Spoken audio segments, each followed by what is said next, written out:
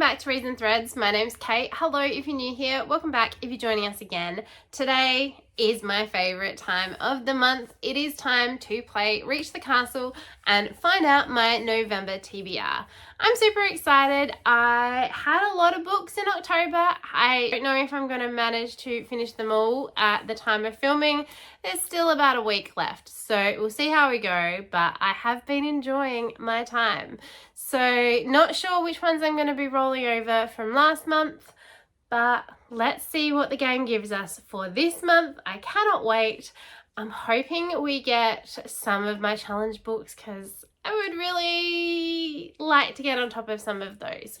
But yeah, pretty much anything I can probably make work with Hercad for the most part, hopefully, but we will see. Whatever I get, I'm sure I'm going to enjoy. But let's go to the board, check out what we actually get.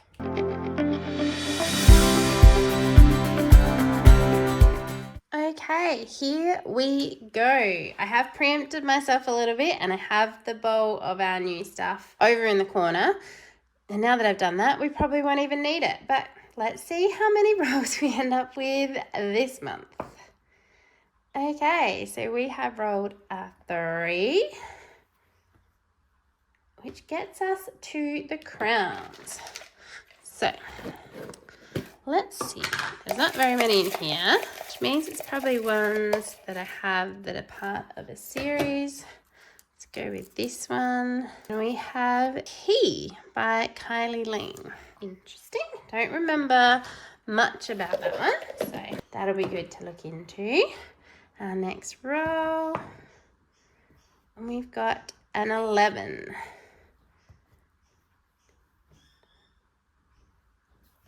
And we have landed on our owl, which is our challenge cup. What did I do with him? It is so full, this one as well. I have added some more things into here. I've been going through some of the prompts for Hercad and coming up with suggestions. So let's go with this one. What is this going to be? How to Tame Your Dragon, which is one of my adaptions, which is good. Let's have a look what we get this time. Another 3. And that is our first prompt card. So I have already pre-shuffled these. So we are going to be using a book I borrowed from the library, which that is definitely easy. Let's roll again. And this time we have gotten a 5. Oh, another prompt card. I think that happened to us last time as well. And this time, picked up 2. A book with more than 400 pages. Okay. Go back on. Stay. And next row. And we have a 10. And we've got a mushroom. So these are ones I added in 2015. So a few more in here. I reckon this might be the Nora Roberts jar pretty much. But let's see. Yes. And we've got Stars of Fortune. And maybe our last row. Oh no, another 3. 3s are coming out to play. And we got another prompt card. And this one is a sci-fi. That'll be interesting. It's been a while since I've read a sci-fi. Maybe our last row. 8. So that gets us to the castle, which gets us a free pick. So let's reconvene at the library. We'll go over our rolls and the books that we're going to be reading. The game wasn't too bad this week, or this month, sorry. We ended up with 1 less roll than we had last month. And I think I have to add less overall extra onto that as well. One, again, of course, that I know of, and I have ready to bring home from work, but I didn't bring it home this week. So I will have to just put up an image of it when we get to that one. but let's go through it. For our first roll, we rolled a 3, so we weren't off to a hugely quick start. We landed on our crown. These are books that I added to my want to read list in 2018, and we ended up getting Key by Kylie Lean. Now, this has an extensively long title. So it's not only Key. If you look it up on Goodreads, it says Key, the End of the Age of the Dragon's Quest. And this is actually the first book in the Chronicles of the Children. I have no idea how I came across this book to begin with, like where I saw it, any of that, no clue. It does have a pretty good rating, but it's only got 32 people that have actually rated it. So anyway, I must have it somewhere. Hopefully I do. I haven't looked into it, but this one says, a shattered world's hope lies within a family and they echo through time. Their world is collapsing slowly through time, space, and all realms. They have but one hope, a key. Zinx Maz, a young battle-weary messenger, is searching for the key. No one knows what the key is, a guide or a weapon. The only thing known for certain is that it is a chance for survival in a war against the dragon.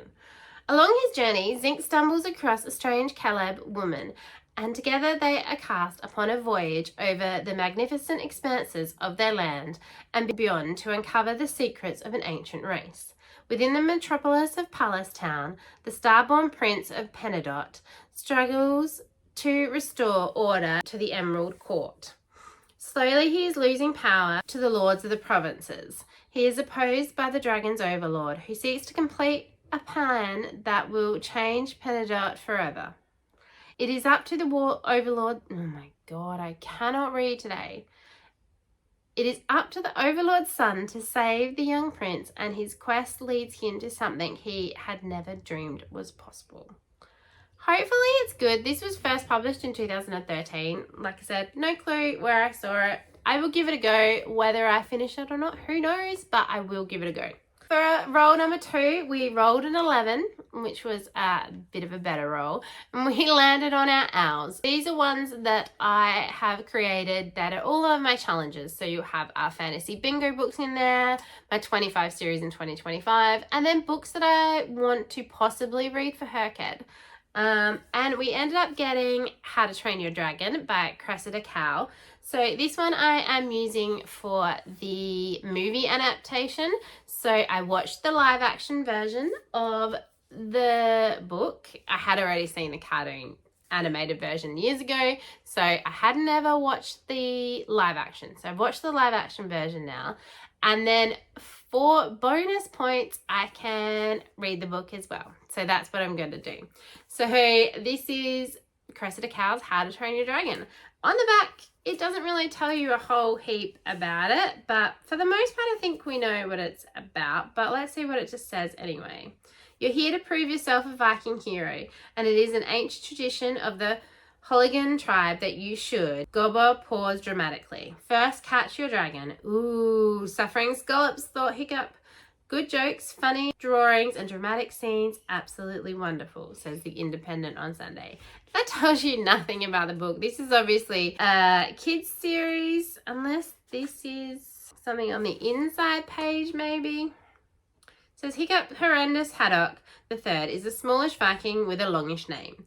Everyone says he is useless, but Hiccup must lead 10 novices in their initiation into the hairy hooligan tribe. They have to train their dragons or be banished from the tribe forever. But what if Hiccup's dragon resembles an ickle brown bunny with wings and has no teeth? The sea dragoness Giganticus Maximus is stirring and wants to devour every Viking on the Isle of Berk. Can Hiccup save the tribe and become a hero? At the moment, that's sounding very different to the movie, but we will see. I will give it a go and see what we get. So hopefully I have picked up the right book. It doesn't have a subtitle on there, so I think it must be, but that is our next book anyway. For roll number 3, we rolled a 3 and we landed on our first Murphy prompt card. I absolutely love my Murphy's prompt cards. He's a little bit out of sorts lately, so hopefully he will improve, but we ended up with a book borrowed from the library, which is easy because I have at the moment at home 100 books borrowed from my library and I work there. So again, that's fairly easy. The book that I am going to pop in for this one is Belladonna by Adeline Grace. I've been super eager to get to this one. This is also one of my 25 series in 2025, so that will help me out. And I've got it in for multiple other things with our fantasy bingo. And yeah, it's just going to be a good all-rounder, and I just really hope that I like it. I am very eager to get to this one. So this one says, "Your name is no curse, little bird. I just like the taste of it." Orphaned as a child, Signa Farrow has been raised by a string of guardians, each more interested in her wealth than her well-being, and each has met an untimely end. Her only remaining relatives are the elusive Hawthorns, an eccentric family living at Thorn Grove, an estate both glittering and gloomy. When a restless spirit appears claiming she was poisoned, Signa realizes that the Hawthorns could be in grave danger and enlists the help of the surly stable boy to hunt down the killer. But Signa's best chance of uncovering the murderer is an alliance with Death himself. And as the mystery unfurls, Signa realizes her growing connection may be more irresistible than she dared imagine. Like I said, really eager to get to this one. So it's probably going to be fairly close to the beginning maybe of my reading, but we'll see how we go. For roll number 4, we rolled a 5 and we landed on another Murphy prompt card, which again, so cool. I do really like that we're going through these. For this one, we got a book with more than 400 pages. So I thought I'd take this opportunity to read some more of my challenge books.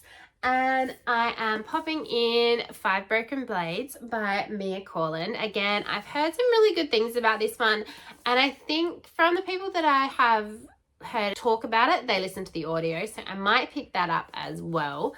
But always good to have an audio option on the list. This one says, "It's the season for treason. The king of Yusan must die. The 5 most dangerous liars in the land have been mysteriously summoned to work together for a single objective, to kill the god King June.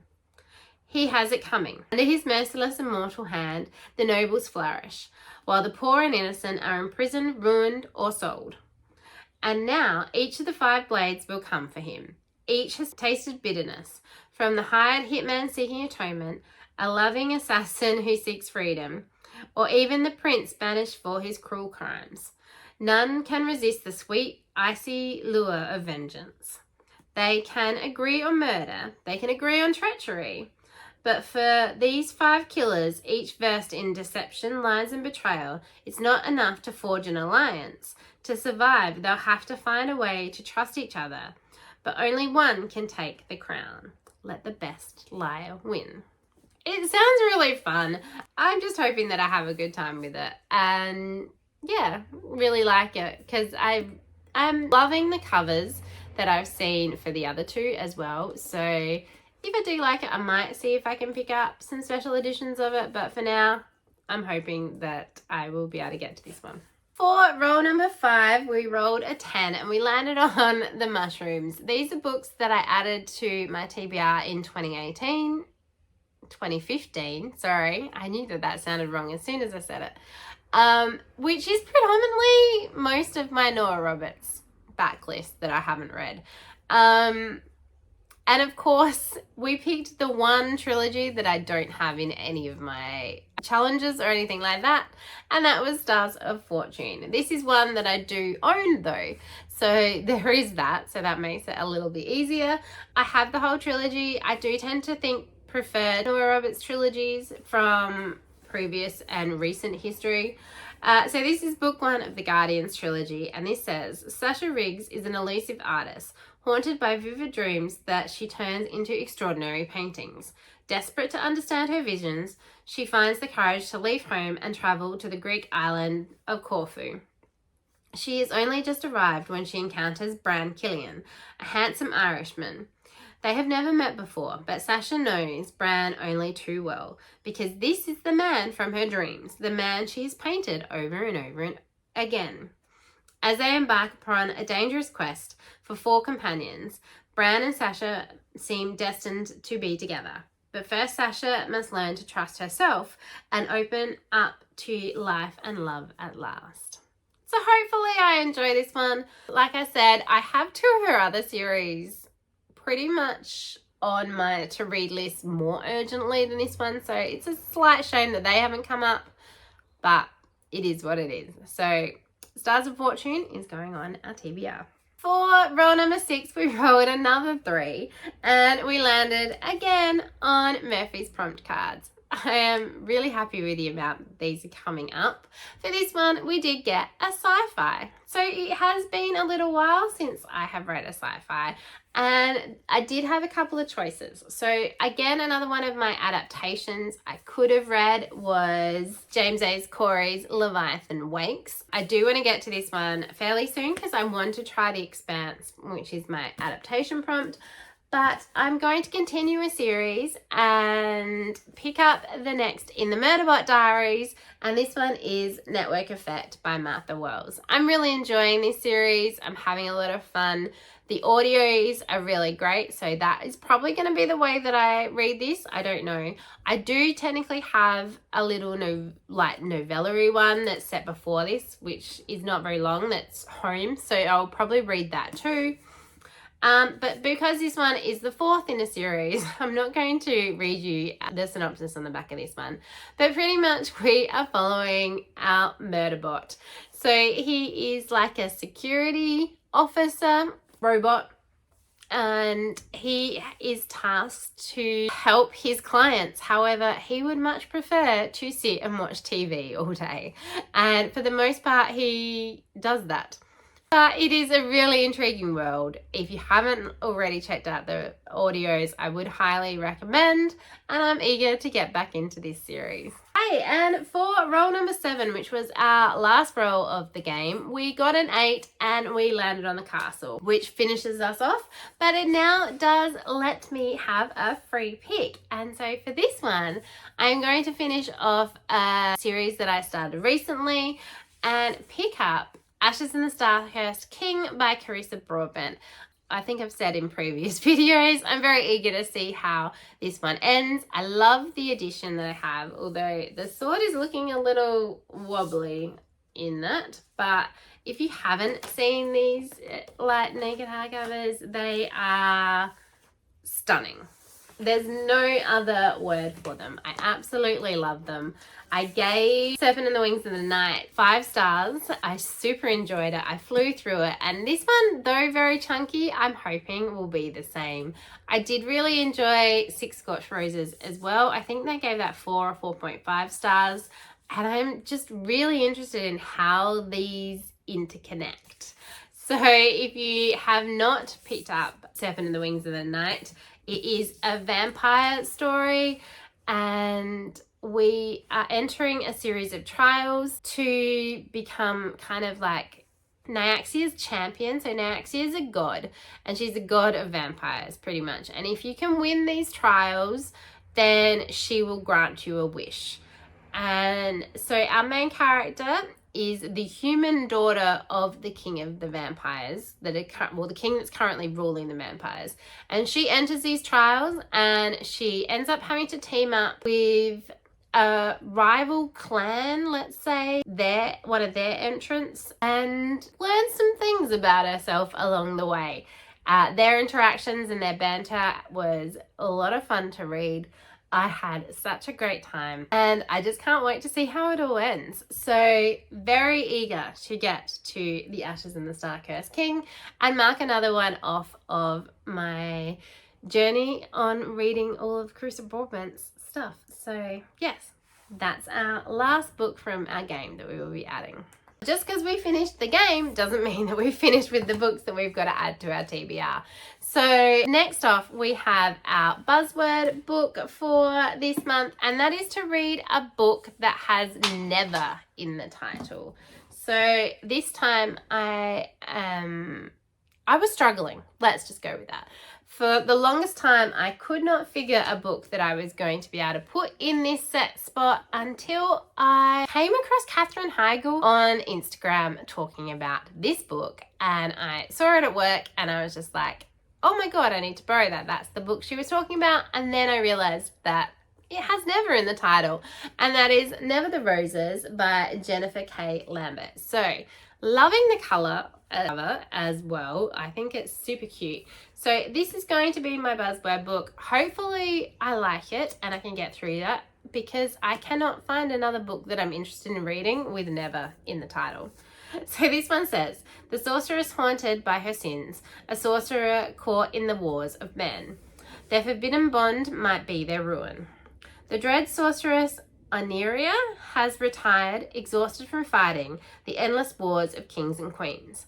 Alone at last, but for a few companions, a near mythical wolf, a goddess's avatar, and a feline that embodies magic itself. Oneria realizes that she's bored. On a whim, she makes a trip to the most extensive library in existence, the home of her most powerful rival, the sorcerer Sterenos. When she recklessly steals a book from him, Oneria, again with the names, inadvertently initiates a forbidden correspondence, leading to the connection neither has found nor could ever find in any other. But Oneria soon learns that Sterenos, bound to a vile king, is tasked with waging war on the queen she once served. A relationship with him could alight the long extinct flame of life within her, or it could destroy her entirely. Hopefully it's not too romance heavy and it's more fantasy forward, but who knows. I will definitely be giving it a go. Hopefully I can at least finish it so it'll count, but I am looking forward to giving this one a try. Hey, the next book that I will be reading in November is for my book club, The Book Hose. So this is my in real life book club, and it was my friend Maggie's pick this month, and she has picked for us Tomorrow and Tomorrow and Tomorrow by Gabrielle Zevin. I will put the cover up here because, like I said earlier, I have it at work, but I haven't brought it home yet. This, I will say, is one that I have seen a lot of people talk about, but I've never really been super interested in reading it. I don't know, we'll read through the synopsis, but in my head, I have a feeling that it has time travel in it, and I'm not a huge time travel person, I've discovered. I don't think I've read one where I've actually liked after I found out it had time travel. I could be wrong. I might not be anything about that. If I can finish this one, it will also work probably for the award winners for Herkhead, which would be really good.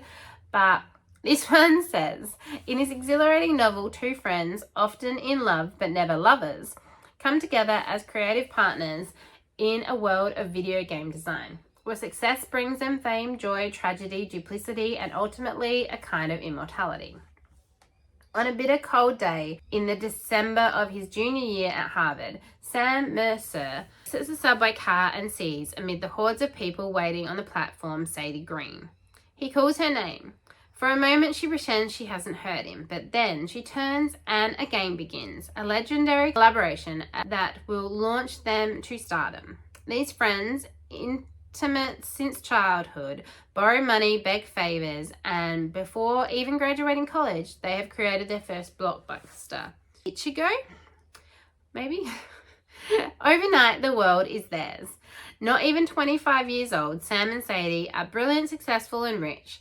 But these qualities won't protect them from their own creative ambitions or the betrayals of their hearts. Spanning 30 years from Cambridge, Massachusetts to Venice Beach, California, and lands in between and far beyond, Gabrielle Zevin's Tomorrow and Tomorrow and Tomorrow is a dazzling and intricate imagined novel that examines the multifarious nature of identity, disability, failure, and redemptive possibilities in play, and above all, I need to connect, to be loved and love. Yes, it is a love story, but it is not one you have read before. Okay, so from reading that, it doesn't sound like there is any time travel. But I could be wrong. But a couple of the other people that I have spoken to that have tried to read this weren't getting along with it. That's not to say that we necessarily have the same taste in books. So like with everything, I will give it a go. I will see how it goes. I will try and keep an open mind. And that is my book group book. And that's all I can do. But we'll see how we go. Now, hopefully I have remembered everything that I needed to remember to put into this video. If not, I guess you'll find out that I've read extra books in my November wrap-up when we get there. But of course, we have Chloe's special picks, and for this one, we will be reading The Stolen Prince of Cloudburst, which is number 3 in the Kingdoms and Empires series by Jacqueline Moriarty. This one I think is Chloe's favourite. At one point, I was hoping, in my last Reach the Castle vlog, I was hoping to get to this one in October, but I wasn't sure if I would have read the one before this in September or not, and it turned out I didn't get to it. So again, spoiler for my wrap-up. This month I have read number 2 in this series, so this one has been pushed back to November. These are all pretty much standalone but set in the same world. This one says, long ago, the little Prince of Cloudburst was stolen from the seashore by a water sprite. Now, 10 years later, the prince has found his way home. The king and queen are planning the biggest party in their kingdom history to welcome him. Meanwhile, on the other side of the kingdoms and empires, Esther Meadowstone's Staranese is looking forward to another year at Catherine Valley boarding school. But she arrives to find a number of strange and unsettling changes. For one, her new teacher is rumoured to be an ogre. 2 mysterious students have joined the school, and one of Esther's classmates is an undercover spellbinder. Most disturbingly, the mountains surrounding the school, usually a delight of glaciers, tea shops, lakes and fairies, are now crowded with wicked shadow mages. As secrets and dangers escalate, Esther must find the answers to several puzzles. Why is her teacher behaving so oddly? Which of Esther's classmates is a spellbinder? And can they really protect the school from gathering hordes of shadow mages? Could the stolen Prince of Cloudburst be connected? How can Esther, who is not talented like her sisters, nor an adventurer like her cousin, but just Esther, save her family, her school, and possibly her entire world? Like I said, these are interconnected but standalones at the same time. So Esther we have met in the first book. She is our main character in that book's cousin. And she's the youngest of 3 girls. So she's in it a little bit, not very much. And in book 2, even though we had all new characters, Bronte and Alejandro, who were in the first book, did appear in the second one. So I don't know if that's going to happen in this one as well, because obviously Bronte is her cousin. So it's possible that she's going to appear in this one as well. But these are just so thick. Either way, I will read this one. It does have really cool end papers. So this one is my niece's book. I will give it a read and then be able to chat to her about it and let you know what I think at the end of the day. So this one is on the TBR. Okay, last but not least, and I don't think that I need to actually get to this one in November. I have a feeling I might not need to read it till maybe December, if not January. I'm not entirely sure. We'll have to wait to watch the next live show, but it is the last in the Of Blood and Bone series by John Gwynne, which is A Time of Courage. I have not read the one before this yet. I need to have that one read by the beginning of November. So I'm pretty sure this one isn't going to be till January, but I could be wrong. If I do need to read this one, I will probably start it towards the end of the month and see how we go. If not, I will push it back into December. So we are at the end of pretty much, let's go with a 7-book series. The first 4 were the original Quartet of the Faithful and the Fallen, and we are set in the Banished Lands. There is a huge cast of characters, both giants and humans. We're pretty much a battle between good and evil. In the beginning of this series, it's 197 years after the first 4, and they're still trying to battle that ultimate evil and kind of live in peace, I guess. It was a fairly slow beginning to the first book in this trilogy. However, that's to be expected. This is an epic high fantasy series. I am eager to see how it wraps up, and I will obviously know a bit more once I've read A Time of Blood, which I'm planning to pick up in the next week. So we'll see how we go. It says on the front that it's action-packed, and I would believe that because John Gwynne does write a very good battle scene. Looking forward to that. The cover is awesome. Like, you can definitely tell there's a fairly epic battle going on there. But yes, if you haven't picked up John Gwyn, I would highly recommend. If you like epic fantasy, it has been a really good time. So that is hopefully the end of my TBR. That is definitely enough books to go on with, plus the ones that I don't already have physically. Like I said, I don't think this is necessarily one that I'm going to have to read, so it may be more like that. What are you planning on reading in November? I'd love to have any suggestions or recommendations that you have down below. That would be awesome. I'm really looking forward to the ones that we have picked though. I think it's going to be lots of fun. And I do have some plans in December, so it may be slightly different with what I read going into December. We might look at more holiday books and that kind of stuff. But yeah, really eager to get to all of these. Okay, that isn't the end of my TBR. I just sat down to type it all out on my phone and realized I had missed possibly 3 books that I need to add into this list. So for Herked, one of the prompts is to read a new release every month. And you have 60 days from when it is released to get it finished. And this is a book that I did forget to mention in my October TBR video, and I have read my October one. However, I have read my September new release. So I still have October and November's to go. That's what it is. Oh my God. I'll get there one day. I have 2 choices for my October new release.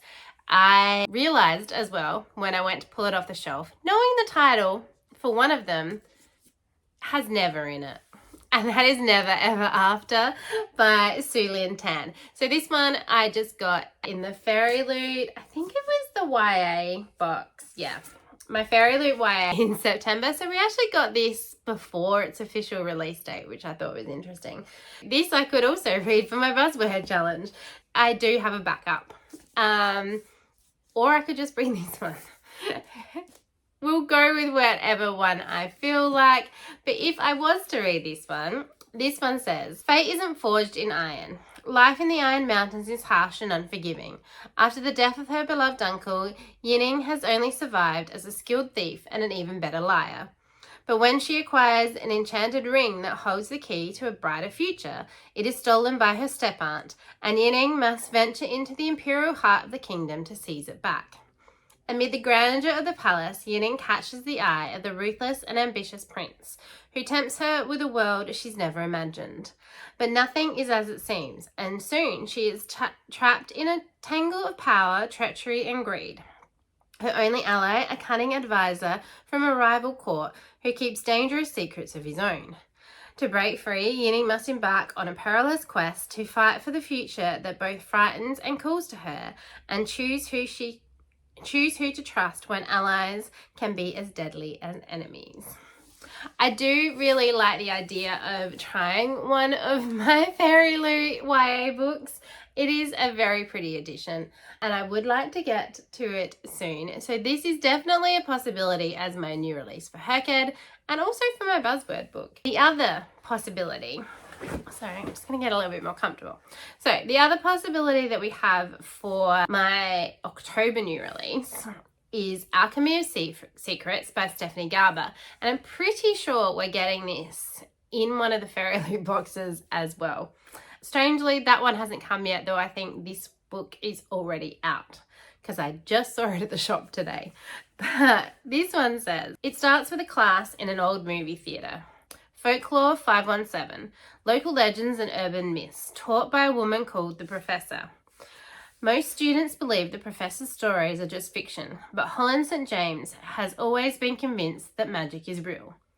When she tracks down a local legend named the Watchman, who can supposedly tell you when you'll die, the world finally makes sense. Except that the Watchman tells her she will die at midnight tomorrow unless she finds an ancient object called the alchemical heart. With the clock ticking, Holland is pulled deeper into this magical world in the heart of Los Angeles and into the path of a magnetic stranger. Everything about him feels like a bad idea, but he promises Holland that her sister sent him to protect her. As they chase clues and stories that take them closer to the alchemical heart, Holland realizes everyone in this intoxicating new world is lying to her, even this stranger. And if she can't figure out whom to trust, not even the alchemical heart will save her. So I think both of them sound really good. So definitely one of them, if not both of them, hopefully will get read fairly soon. And they will be my October new release for her, kid. In November, although apparently not in Australia. So on November 11th, my favourite author, Anne Bishop, is releasing her first book in her new series, and that is called Turns of Fate. So I am very eager to read this book. Now, I was under the impression that it was going to be coming out everywhere on the 11th of November, but from what I can tell, it's not actually getting a physical release in Australia until December. However, I could technically get this on ebook before then. That is my plan at the moment, and counting this as my November book. That one says, the young detective investigating crimes of the uncanny will learn that bargains can change your fate, for good or ill, in this darkly enthralling fantasy from New York Times bestselling author of The Others and the Black Jewels series. Words have power, intentions matter. Most people come to Destiny Park for entertainment. They come to have their cards read to tell them a bit about their future. They come to walk through a beautiful park and to eat at the hotel's restaurant. They come in the hope of catching a glimpse of the arcana, the paranormal beings who rule the Isle of Word. But some people come to make a bargain with the arcana, to change their fate, and some people come for dark purposes. When Detective Beth Fay is sent to Destiny Park to inquire about a ghost gun, she will begin a strange journey on which she must learn to navigate the Arcana's unforgiving laws and dangerous attractions. Her search will draw her into seemingly impossible cases and the secrets of her own past as tensions rise between the Arcana and the human neighbours across the river. For the Isle of Word is a place where the dead ride trains to their final destinations. Predators literally become prey, and seekers' true natures are revealed in the ripples of destiny unknowingly stirred in their wakes. Who will live, who will die, and who will be lost in between? So this month I did read Anne Bishop's Crowbones. It took me way too long to get to that one, and I have really enjoyed myself. And that's sounding fairly similar style-wise with the urban fantasy to that series, which was The World of the Others. All three of those books I think are going to be really good. I do still need to figure out my December new release. I haven't quite gotten onto that one yet, but they're my choices for October and November. So I will want to get to the Anne Bishop one fairly soon after it comes out. So that one is definitely, even though I have the 60 days, I think that's definitely going to get ready in November. So anyway, that is the rest of the TBR. And hopefully I'm not adding any more, but if I do end up reading something else, it will come up in my wrap up at some point as well. I hope that you are willing to hit that subscribe button. I do release a video at least once a week, and I'd just love to have you on board. If you'd also like to, I have linked down below my Goodreads, my Storygraph, and my Instagram if you'd like to come and follow me over on any of those. If you don't have much to say but want to let me know that you are here, maybe leave me a blade emoji, something for 5 broken blades. It would work for Ashes in the Starcursed King as well. So that seems like a cool idea. And I hope that your reading is looking just as good. I hope that wherever you are having a really wonderful day, and we'll see you next time. Bye.